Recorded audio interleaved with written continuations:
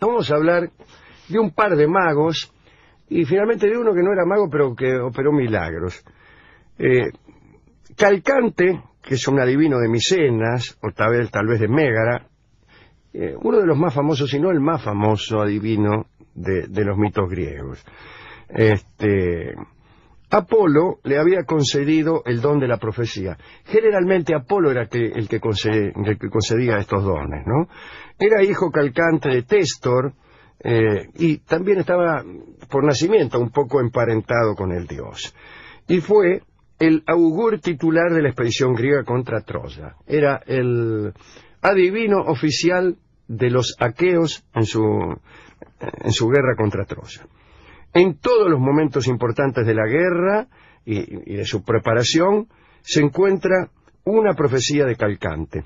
Cuando Aquiles cumplió 9 años, fue él, Calcante, el que anunció que Troya no podría tomarse si el niño no participaba de la lucha, el que entonces era un niño, ¿no?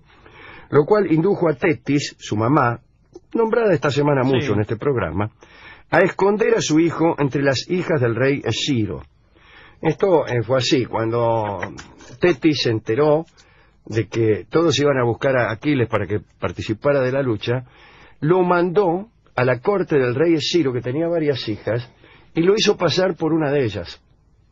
Le dejó el pelo largo, era rubio, y le pusieron un nombre de mujer, Pirra. Pirra en griego es rubia, además. Y ahí permaneció años oculto, para que no lo encontraran los que andaban buscando a los héroes para ir a la guerra de Troya, y más, los que lo estaban buscando en virtud de esta profecía del mago Calcante. Pero el que lo fue a buscar, lamentablemente, era el astuto Odiseo, Ulises, el más astuto de los héroes griegos, que apareció ahí en la corte donde estaban las chiquitas, a vender cosas de mujeres, vender peines, adornos, prendedores, y por ahí, de entre tantas cosas femeninas, peló una fariniera, peló un facón, un cuchillo, y dice, tengo también este cuchillo. Y Aquiles, disfrazado de mujer como estaba, a verlo, dijo, y ahí se delató, como el niño que era. Bueno, esta fue una de las profecías de Calcante, a saber que la guerra únicamente podría ganarse si Aquiles participaba de ella. Después, en Áulide profetizó, o mejor dicho, fue el que interpretó algo que había sucedido cuando la flota estaba esperando vientos favorables para zarpar. Estaba la flota griega en Áulide y no había viento. No había viento, y el tipo dijo que bueno, que ahí estaba la diosa Artemis, creo yo, enojada por la falta de algún sacrificio, y que únicamente iban a soplar buenos vientos si se sacrificaba nada menos que a la hija del jefe de los aqueos, que era Agamenón, y la hija era Ifigenia. Y ahí está Agamenón, que la sacrifica. Después vienen algunas historias que cambian ese sacrificio y lo convierten en un traslado, etcétera, etcétera. Pero el que hizo esa interpretación fue el mago Calcante. Después, también fue el que interpretó los decires de Héleno. Héleno era uno de los hijos del rey Príamo de Troya, y también tenía el don de la adivinación. Era el hermano de Casandra. Hemos dicho aquí que Casandra, la hija del rey de Troya, tenía el don de la profecía, pero tenía también una maldición. Cargaba sobre sí una maldición, que era que había sido condenada a que sus profecías no fueran creídas. Y entonces ella decía cosas que eran muy verdaderas, pero sus conciudadanos no le creían. Por ejemplo, ella fue la que adivinó que dentro del caballo de Troya había un montón de enemigos que iban a desencadenar la caída de Troya. Pero no le creyeron. Y no le creyeron porque el mismo que le dio el don de profetizar se lo quitó. Y fue Apolo. Apolo se los dio a los dos juntos, que eran mellizos, Héleno y Casandra. Pero con Casandra medio había acordado que ella tenía que entregársele. Y cuando ella medio se resistió, Apolo le escupió en la boca, que era, según parece, la forma de quitarte toda la ciencia que tenías. Pero en este caso, parece que no le quitó la ciencia, sino que la hizo inútil. O sea, mucha adivinación, pero poca credibilidad, diríamos hoy. Que es lo peor que le puede pasar a una lo peor que le puede pasar a un adivino, ¿no es cierto? Bueno, el caso es que este Calcante murió del siguiente modo. Parece que el mismo Héleno le había anunciado a Calcante que moriría el día en que encontrase a un adivino más hábil que él. Y en Colofón encontró al adivino Mopso, que era de ahí, era de Colofón. Cerca de la casa de Mopso crecía una higuera, y Calcante preguntó: ¿cuántos higos tiene? A Mopso, ¿no? Y Mopso le respondió: 10.000. 10.000 higos y uno más, dijo. Y se efectuó la comprobación, enojosa, desde luego, contar 10.000 higos es enojoso, y resultó que tenía 10.001 higos. También había una chancha preñada, discúlpeme caballero, y Mopso preguntó a Calcante, al revés del otro, ¿no? El otro le preguntó a Calcante: ¿cuántas crías lleva? Era más fácil, ¿no? ¿Cuántas crías lleva y cuántos son machos y cuántas hembras? Y Calcante le dijo: lleva 8 crías. Mopso le dijo que se equivocaba y añadió que el animal llevaba 9 lechones, todos machos, y que pariría a la hora sexta del día siguiente, y en efecto así fue. Calcante entonces murió de pesar, como corresponde a cualquier mago derrotado en una confrontación con otro, ¿no? Ah, de pesar. Pero otros dicen que no, que se suicidó y que fue enterrado en Nocio, cerca de Colofón, y hay otra versión de esta rivalidad entre los dos adivinos. Parece que el rey de Licia preparaba una campaña y Mopso lo disuadió de su proyecto, diciéndole que sería vencido. Pero Calcante apareció y le dijo: no, vaya, que yo le aseguro el triunfo. El rey salió a la guerra y fue derrotado. Esto aumentó la reputación de Mopso, pero fue la causa de que Calcante, desesperado, se suicidara. Pero se contaba otra historia que me gusta todavía más. Calcante había plantado una viña en un bosque sagrado de Apolo, cerca de Mirina, y un profeta de los alrededores le predijo que nunca bebería vino de su viña. Calcante se burló de él. La viña creció, dio fruto, después dio vino, y el día en que iba a ser bebido el vino nuevo, Calcante invitó a los habitantes de las cercanías, e incluso al adivino que le había profetizado la fulería, para que bebieran. Y en el momento en que, ya con la copa llena, Calcante se disponía a beber su contenido, el adivino rival le repitió: no lo vas a alcanzar a probar. Y Calcante se empezó a reír, y tuvo un exceso de risa tal que se ahogó sin haber podido llevar la copa a los labios.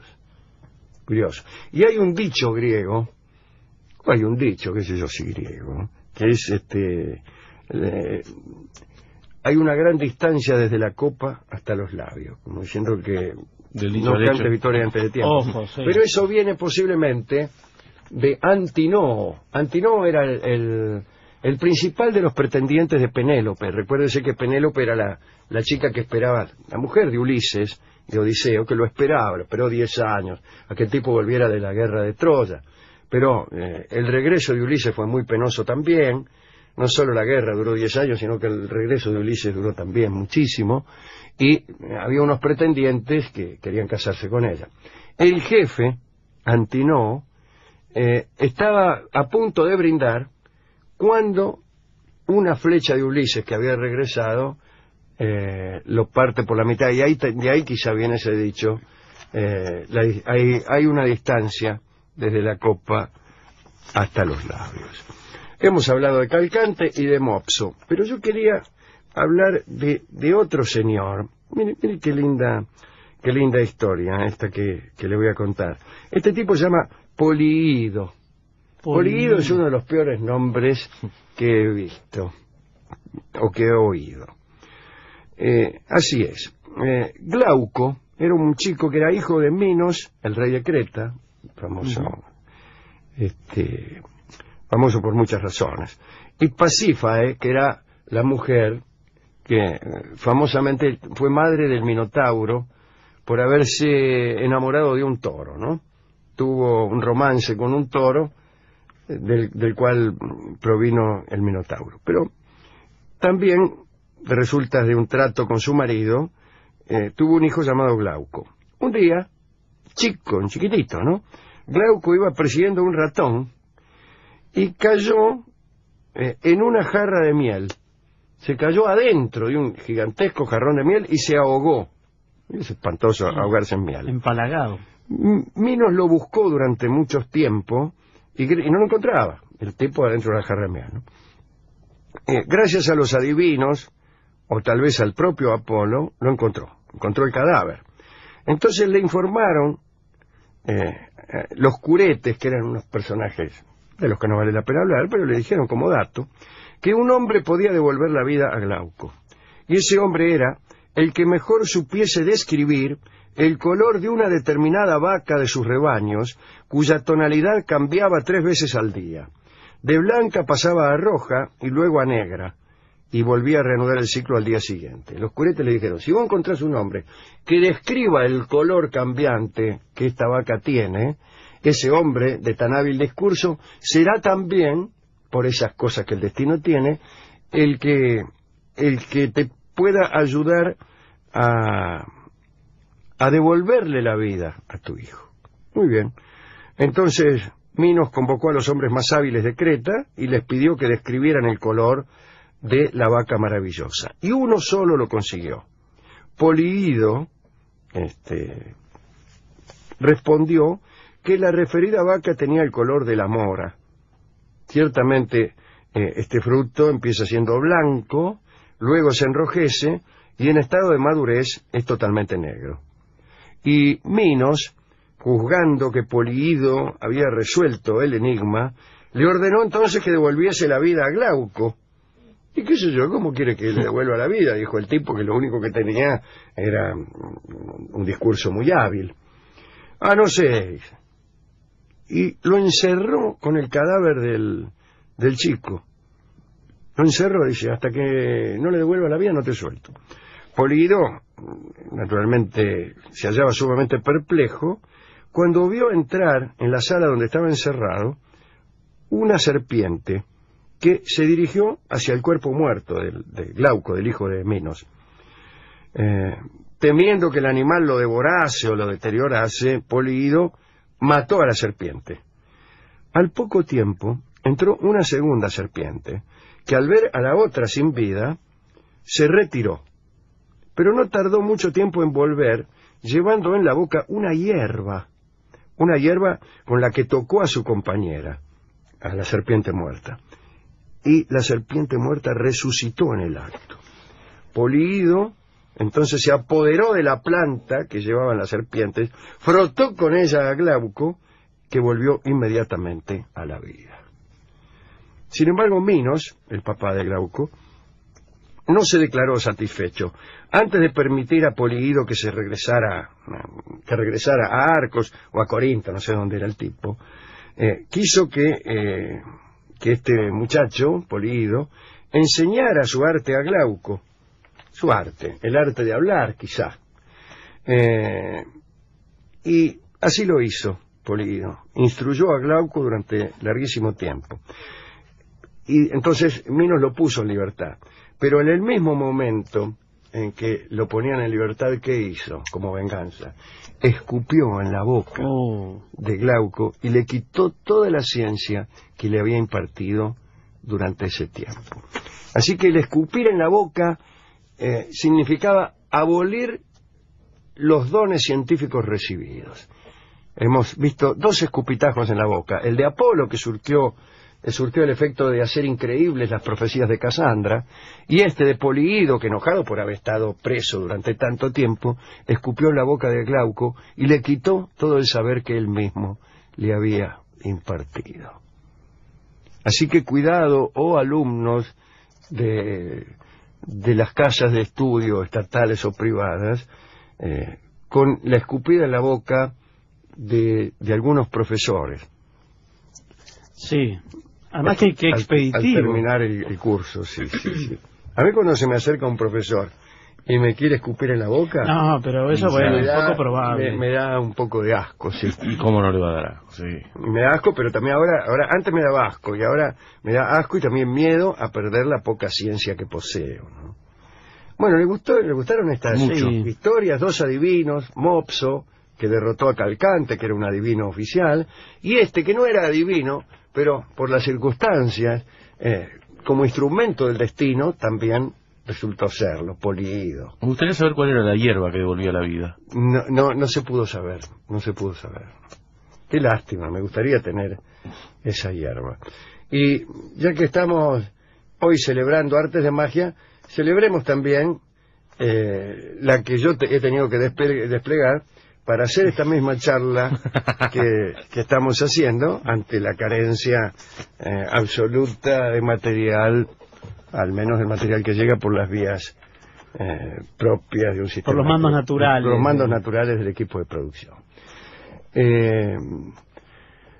He ido al discotecario. Sí, de mitos griegos no hay nada. De mitos griegos no hay nada, pero... De escupida en la boca menos. Escupida en la boca menos, pero sí me dijo, toda magia es falsa, me dijo el discotecario que era nuevo. Me dijo, toda magia es falsa, toda moneda creada por los alquimistas es una falsa moneda. Qué rebuscado, Es muy rebuscado solo porque el único disco que tenía era Falsa Moneda de Lolita Torres, que de todos modos es una hermosa canción, y cualquier hermosa canción es lo más parecido a la magia que yo he visto en mi vida. El que concedía estos dones, ¿no? Era hijo calcante de Téstor, y también estaba por nacimiento un poco emparentado con el dios. Y fue el augur titular de la expedición griega contra Troya. Era el adivino oficial de los aqueos en su guerra contra Troya. En todos los momentos importantes de la guerra, Pirra en griego es rubia, además. Y ahí permaneció años oculto para que no lo encontraran los que andaban buscando a los héroes para ir a la guerra de Troya, y más, los que lo estaban buscando en virtud de esta profecía del mago Calcante. Pero el que lo fue a buscar, lamentablemente, era el astuto Odiseo, Ulises, el más astuto de los... Vamos a hablar de un par de magos, y finalmente de uno que no era mago, pero que operó milagros. Calcante, que es un adivino de Micenas, o tal vez de Mégara, uno de los más famosos, si no el más famoso adivino de los mitos griegos. Apolo le había concedido el don de la profecía. Generalmente Apolo era guerra, y de su preparación se encuentra una profecía de Calcante. Cuando Aquiles cumplió 9 años, fue él, Calcante, el que anunció que Troya no podría tomarse si el niño no participaba de la lucha, el que entonces era un niño, ¿no? Lo cual indujo a Tetis, su mamá, nombrada esta semana mucho en este programa, a esconder a su hijo entre las hijas del rey Esciro. Esto fue así, cuando Tetis se enteró de que todos iban a buscar a Aquiles para que participara de la lucha, lo mandó a la corte del rey Esciro, que tenía varias hijas, y lo hizo pasar por una de ellas. Le dejó el pelo largo, era rubio, y le pusieron un nombre de mujer, Pirra.